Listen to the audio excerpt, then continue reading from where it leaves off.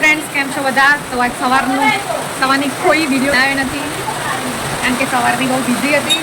અને જુઓ અત્યારના વાગી ગયા છે 6 અને અમારે ચાલુ થઈ ગયો છે વરસાદ. તમને બતાવું.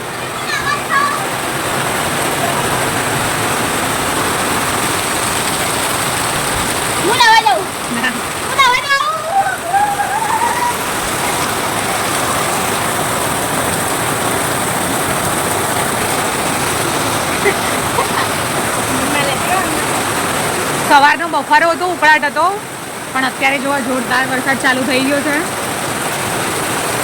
તો ભાઈ વરસાદની તો સખત જરૂર હતી. ના જવાય. તો આજે મારે બનાવવાની હતી વેજ ગ્રીલ સેન્ડવિચ. તો એના માટે બસ જસ્ટ બજારમાં નીકળતી હતી બ્રેડ લેવા જવા માટે. અને ધોધમાર વરસાદ ચાલુ થઈ ગયો છે. હવે આટલા વરસાદમાં બહાર જવાય એમ નથી. અને બહાર આટલો સરસ વરસાદ પડે છે, તો વરસાદની મજા લેવા માટે કંઈક તો બનાવવું જ પડશે. તો મેં અહીંયા દાળ કાઢી તો મૂકી દીધી છે, પણ તો દાળ બનાવીએ તો ફટાફટ ઇન્સ્ટન્ટ બની જશે દાળવડા. તો જો એના માટે મેં 2 દાળ લઈ લીધી છે, મગની અને મોગર બંને. તો ચાલો બનાવીએ મસ્ત મજાના વરસાદી મોસમમાં દાળવડા મારી સાથે. તો ફ્રેન્ડ્સ, દાળવડા બનાવવા માટે એટલે કે ઇન્સ્ટન્ટ દાળવડા બનાવવા માટે મેં અહીંયા લઈ લીધી છે મોટી વાટકી ભરીને મગની ફોતરાવાળી દાળ. અને એ જ વાટકીના માપ પ્રમાણે અડધી વાટકી મોગર દાળ. હવે એને બરાબર સાફ કરી અને 2 થી 3 પાણીથી આપણે એને ચોખ્ખી ધોઈ લઈશું. 2 થી 3 પાણી ધોવી જરૂરી છે. અને આપણે બનાવવાના છે ઇન્સ્ટન્ટ દાળવડા, એટલે કે આપણે પાણી થોડું કરવું પડશે નવાયું. એકદમ ગરમ નથી કરવાનું, નહીં તો દાળ ચડી જશે. આપણે કરવાનું છે થોડું નવાયું પાણી અને થોડું ઠંડુ પાણી ઉમેરીને કલાક સવા કલાક જેટલો રેસ્ટ આપવાનો છે. તો આપણી દાળ પલળે ત્યાં સુધીમાં આ બાજુ કરી દઈએ આપણે ચટણી તૈયારી. તો મેં લઈ લીધી છે થોડા પ્રમાણમાં આંબલી. એને પણ પાણીથી સાફ ધોઈ અને આટલા પ્રમાણમાં ગોળ લઈને એક સાઈડ ઉકળવા મૂકી દઈશું. શું કરે? બીમાર પડે આવતો રે અંદર.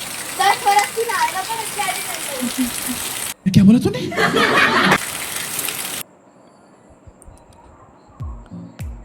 તો આ બાજુ મારું ગોળ આંબલીનું પાણી ઉકળી ગયું છે અને ઠંડુ થઈ ગયું, એટલે મેં એને આ રીતે બરાબર મસળી લીધું છે.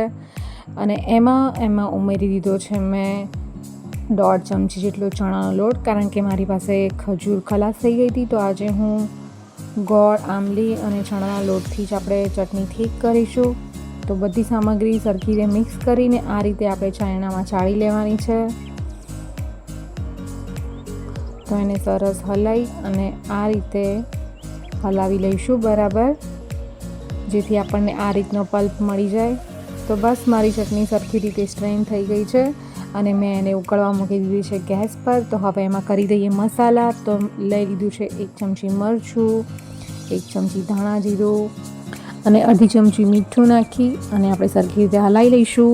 પછી એમાં ઉમેરીશું અડધી ચમચી જેટલો સૂંઠ પાવડર અને આ બનાવ્યો છે મેં હોમમેડ ગરમ મસાલો, એ પણ ઉમેરી દઈશું. હવે બધું વ્યવસ્થિત હલાવી અને એક સાઈડ ઉકળવા મૂકી દઈશું. તો 1 કલાક પછી મારી દાળ આ રીતે ફૂલીને ડબલ થઈ ગઈ છે. તો હવે એને આપણે ગ્રાઇન્ડ કરવાની છે. તો આ બાજુ તૈયાર થઈ ગઈ છે મારી ચટણી, જો ઠીક થઈ ગઈ છે. તો હવે કરી દઈશું ગેસની ફ્લેમ ઓફ અને ચટણી મૂકી દઈશું બાજુ પર. તો હવે કરી લઈએ ગ્રાઇન્ડિંગની તૈયારી. તો આ સાઈડ મેં પાણી વગર દાળ લેવાની છે આપણે, એટલે કે જે જાળીવાળો જારો આવે છે એનાથી નિતારી લે. આપણે ક્રશ કરવાનું, આપણે ગ્રાઇન્ડ નથી કરવાનું. પલ્સ મોડ ઉપર બસ આ રીતનું જ બેટર આપણને જોઈશે. તમે જોઈ શકો છો, સ્મૂથ નથી કરવાનું. તો મેં લઈ લીધે છે આદું, લસણ અને મરચાંની પેસ્ટ. એમાં ઉમેરી દઈશું થોડું મીઠું, અડધી ચમચી જેટલી હિંગ, કારણ કે હિંગની ફ્લેવર ખૂબ જ સરસ આવે છે. તમે ઈચ્છો તો આ સ્ટેજ ઉપર ઝીણી સમારેલી ડુંગળી અને જીરું પણ એડ કરી શકો છો, પણ મને પસંદ નથી એટલે મેં નથી નાખ્યું. તો એને આ જ રીતે એક જ દિશામાં ફેંટી લેવાનું છે. તો આપણું બેટર સરસ તૈયાર થશે અને આ રીતના ફ્લફી દાળવડા ઉતરશે. તો હવે તેલ મૂકી અને આ રીતે આપણે સરસ મજાના ગોલ્ડન બ્રાઉન થાય ત્યાં સુધી એને તળી દઈશું. તો વડા બધા તળાઈ ગયા છે અને મરચાં વગર દાળવડાની મજા અધૂરી હોય તો મેં તળી દીધા છે મરચાં.